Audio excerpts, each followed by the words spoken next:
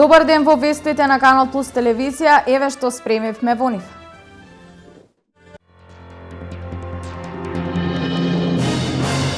Седумстотини невработени млади лица од денес можат да се пријават на новиот оглас за практиканство. Ќе трае 3 месеци во кои државата, а не компаниите, ќе им дават по 6200 денари месечно.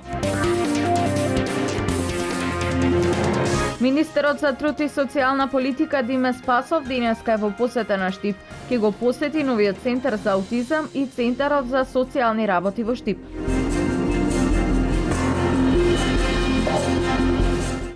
Денеска е воздвижение на Светиот крст Крстовден. Денес се празнува пронаоѓањето на честниот крст на Голготата и враќањето на честниот крст од Персија во Јерусалим.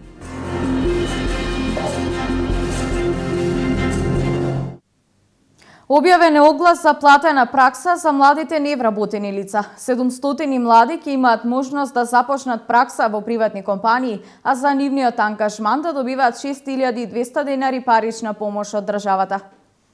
700 млади невработени лица ќе имаат можност да започнат со пракса во приватните компании со претходно склучување на 3-месечен договор во Агенцијата за вработување. По истекот на договорот, работодавачот нема обврска да го задржи практикантот, односно невработеното лице, а доколку го задржи, може да ги искористи бенефитите од мерката за вработување на млади до 29 години. Се работи за нов јавен повик за мерката практиканство. Оваа мерка е насочена и таргетирана за најмладите невработени лица, оние кои што само што го завршиле средното образование или пак студиите или се во рамки на високото образование. Станува збор за финансирање на практиканство за 700 невработени лица во приватните компании во Република Македонија. Станува збор за финансирање од 6200 денари месечно по лице во период од 3 месеци, без обврска за работодавачите да ги задржат на работа овие лица кои што ќе учествуваат во мерката практиканство. Невработените млади лица претходно ќе бидат евидентирани во Агенцијата за вработување. Единствено што треба да направат компаниите и невработените лица кои што сакаат да бидат ангажирани преку оваа мерка, кој што самите работодавци ќе го сносат трошокот, е во тоа што треба да го донесат договорот во Агенција за вработување, со тоа што ние ќе го прибележиме кој е тоа лице кој што е на практична работа, бидејќи не може едно лице континуирано да биде практикант, туку може да биде само максимум 3 месеци, со тоа што ние ќе го забележиме тој период во неговото досие и не ќе може да биде ангажиран повторно како практикант, односно да биде континуиран траен практикант, туку може да биде еднашка на практично способување и потоа да биде најверојатно вработен преку мерките кои што ги нудиме. Во првиот конкурс беа ангажирани 2210 невработени млади лица за практична работа во приватни компании.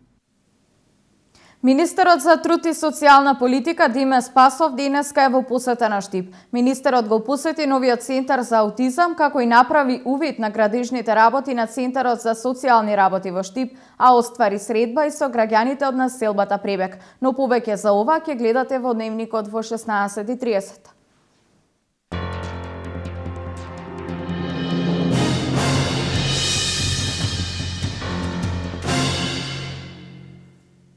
Во рамките на оперативната акција Гора за спречување на нелегална сеча на огревно дрво и трговија со истото, СВР Штип до јавното обвинителство поднесе 8 кривични пријави против 10 лица поради основано сомнение дека сториле 5 кривични дела кражба и 3 кривични дела прикривање. Имено пријавените во периодот од 3 до 8 септември годинава од атарите на селата Калапетровци, Радање, Таринци, Оџалија, Лакавица и Брест бесправно исекле околу 25 метри кубни дрво и истото го продале на граѓани од општините Штип и Карбинци, при што се стекнале со противправна имотна корист од околу 47.000 денари.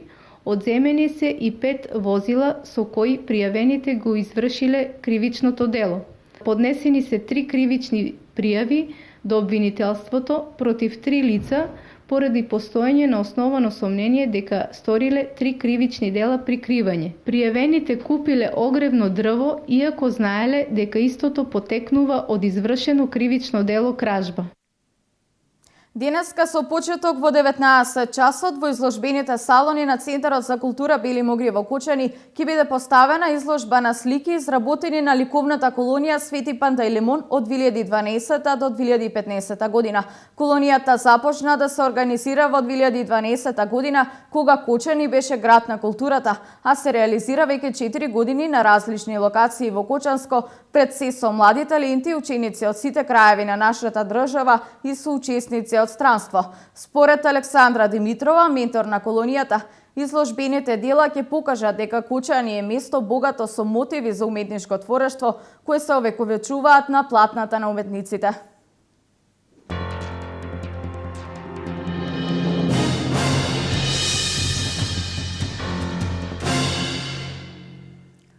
Првите 3 дена наредната недела во Штип ќе бидат во знакот на џез музиката. Во понеделник почнува 6-то издание Астибо џез фестивалот со џез работилница на професорот Тони Китановски, а фестивалот започнува во 21 часот и 30 минути. Астибо џез фестивалот е подржан од Министерството за култура и Американската амбасада во Македонија.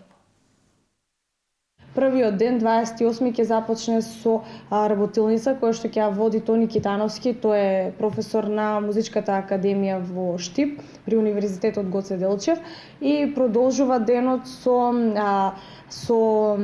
џез концерт со кој што ќе се отвори фестивалот во 21:30 часот, а тоа е концертот на Open Jazz Quartet, и после него следува настапот на M&G Trio. Тој во моментот е еден од најпознатите џезери во нашата држава и веќе досега има одржал неколку концерти, па не сакавме да го изоставиме и Штип во таа негова турнеја низ Македонија. Во однос на вториот ден, концертите исто така ќе започнат во 21:30 часот.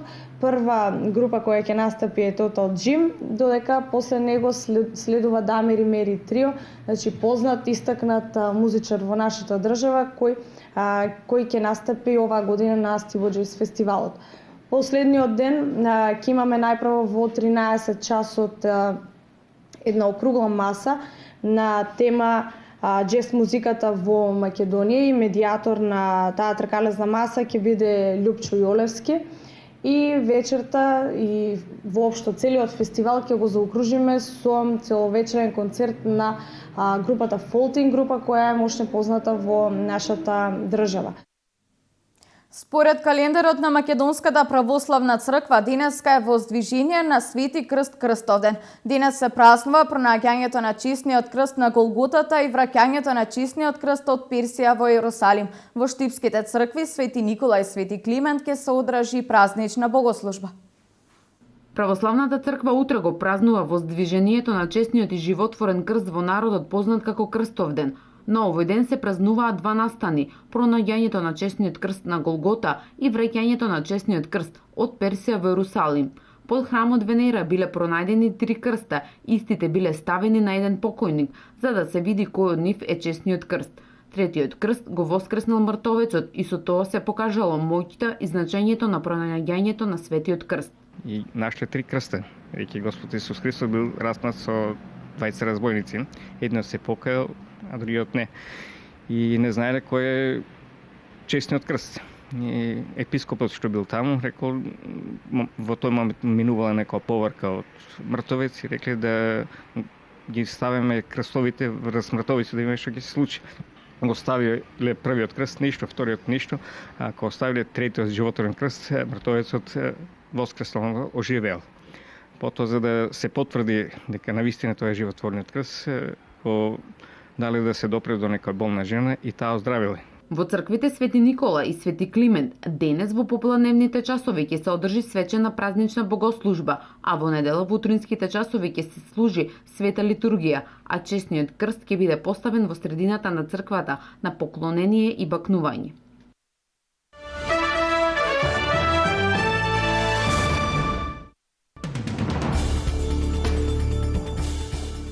Во Италија уапсен е 37 годишен албанец под обвинение за меѓународна трговија со дрога. Италијанската полиција го смета за еден од најголемите шверцери на дрога кои делуваат во северниот дел на Италија.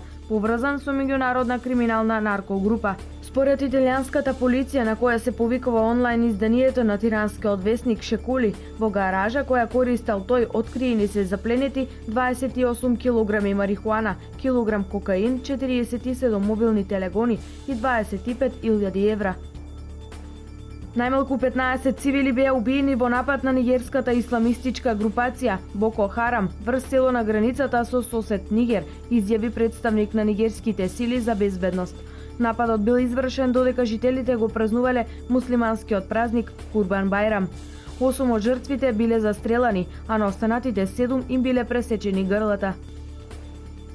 Намалувањето на пензиите во Грција нема како да биде избегнато, призна новоизбраниот социјален министер во Грција Јоргос Катругалос. Во договорот со доверителите е запишано намалување на пензиските трошоци со 3,5 милијарди евра до 2018 година, потсети тој пред локалното Реал FM радио. Социјалниот министер е категоричен дека новата влада нема да ги намалува ниските и средните пензии. Како ниски тој ги утврди пензиите под 1000 евра, а средни во опсек помеѓу 1000 и 1500 евра.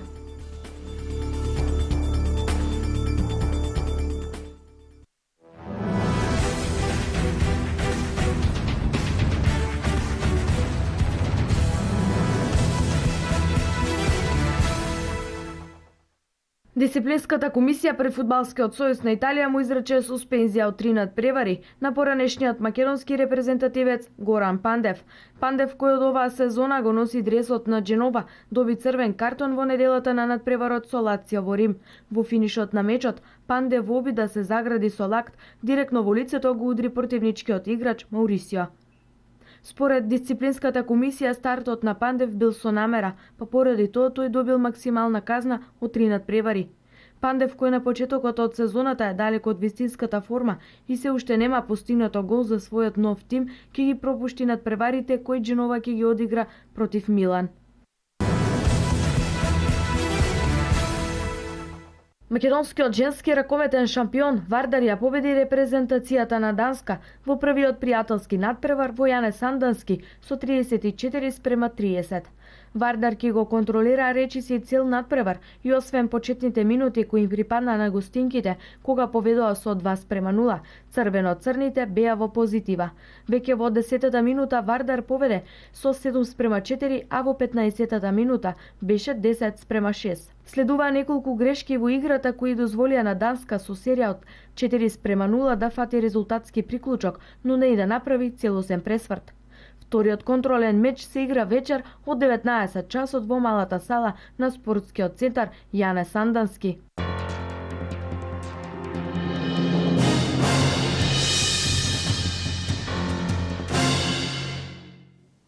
Ова беше се во вестите. Наредното информативно издание во 16:30. Пријатен ден!